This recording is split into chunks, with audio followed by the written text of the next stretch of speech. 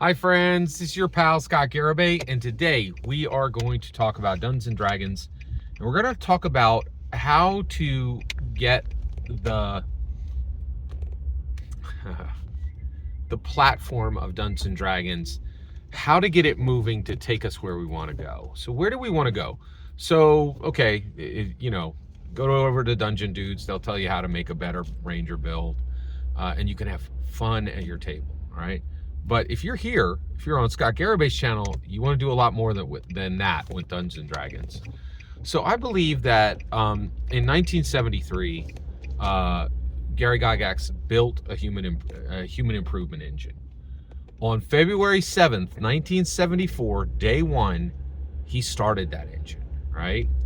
And since then, the most charismatic, confident, intelligent people in the world have done a lot of work to install that engine into a vehicle, a platform vehicle that is beginning to move the Dungeons and Dragons community into a different pattern of human life, right? And you're like, what? That sounds weird. It's not. I'm not telling you, right? Like, Hasbro printed a book called How to Be More D&D, saying you can use Dungeons and Dragons to determine major decisions in your life and to build paths to follow, right? Like, I'm not saying that, like, it's real. It's Kat Kruger's book, How to Be More D&D. There is no how to be more snakes and ladders, right? Like, it doesn't exist, right? Dungeons and Dragons is not a game. It has never been a game. It's a human improvement engine, right? But if we're going to get there, if we're going to use Dungeons and Dragons to improve ourselves, to improve everybody at the table, and literally to fix humanity, we're going to have to do things different, right? And it's difficult to understand how to get to that next place, right? But I found the answer, and I'm going to give it to you today.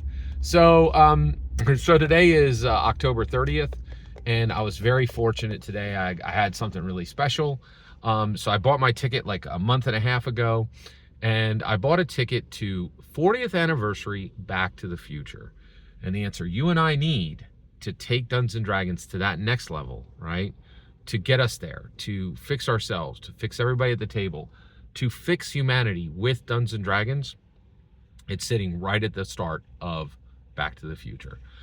So I saw Back to the Future in 4DX, which is really awesome. I am very blessed.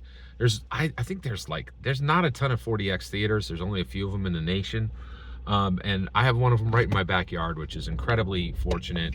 And I really had a great time. It was a fantastic rewatch.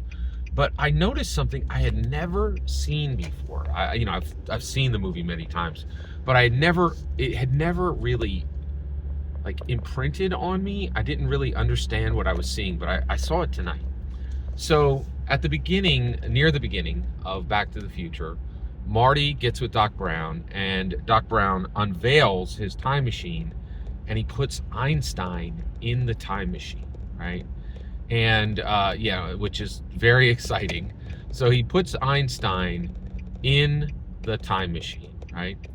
And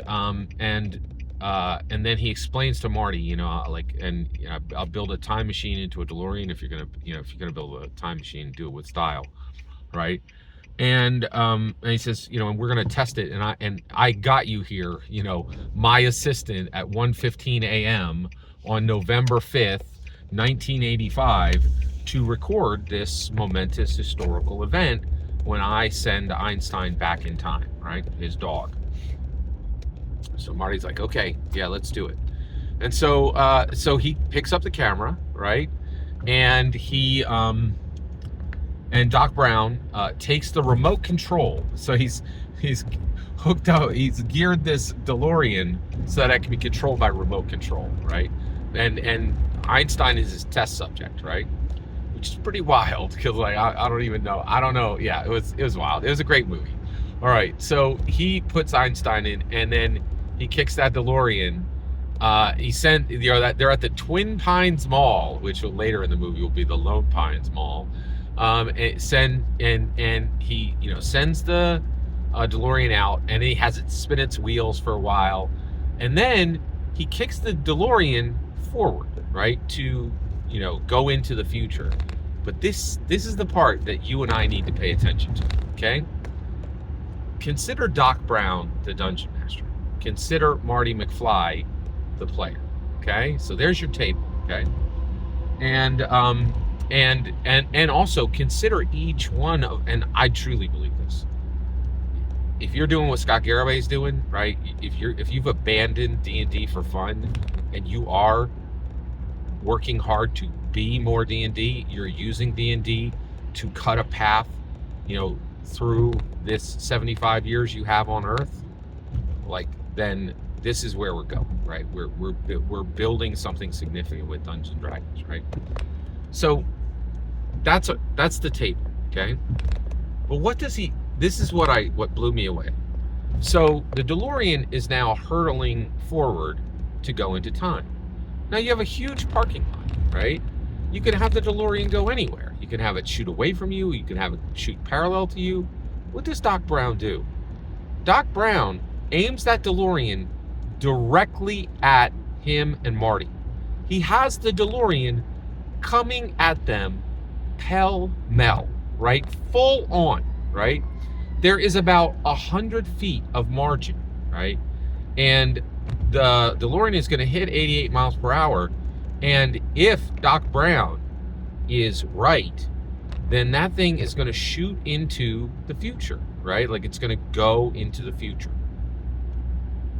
And it won't be there. It won't be in the physical space, right?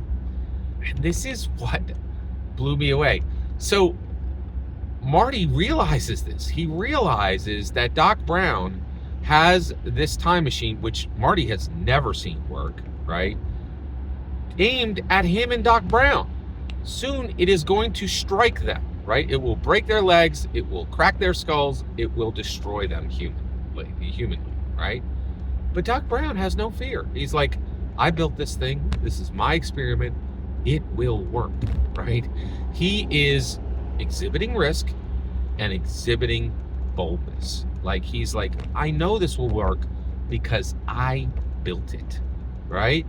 And Marty is looking at him, and Marty begins to move aside. He literally begins to go sideways. And Doc Brown looks at him. He doesn't say a word. He's just like, you're my assistant. You have been on many, many, adventures with me. We've done things together. I'm not a quack, right? What I'm doing is real. What I'm doing is important, right? And you need to trust me right now. If we're going to go there, if we're going to fully test a time machine, if we're going to do something that no one else has ever done, I have to be bold and you have to be trusting. And we have to take this risk together. And that's the only way you and I are going to get there. That's the only way we're going to fix ourselves, fix everyone at the table, and fix the world. If the Dungeon Master is bold and the players are trusting. Every single word you just heard in this video is my humble opinion. Nothing more, nothing less. The important part is when I get to hear your humble opinion, when you get in the comments and send your traffic.